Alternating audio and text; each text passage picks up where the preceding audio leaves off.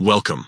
Today we're going to walk you through how to enable camera permissions for X, formerly known as Twitter, on your PC. With the latest update, managing these settings has become even simpler.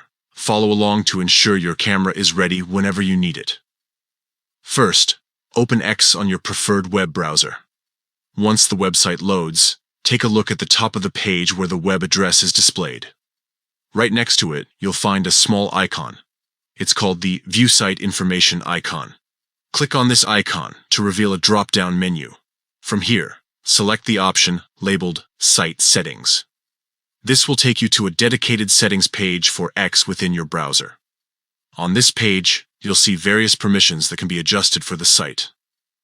Now, locate the section titled Camera.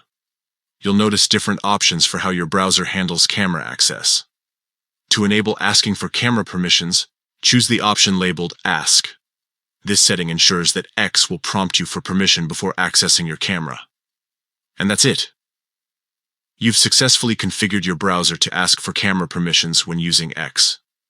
This quick adjustment gives you control over when and how your camera is accessed while using the platform. Thank you for tuning in.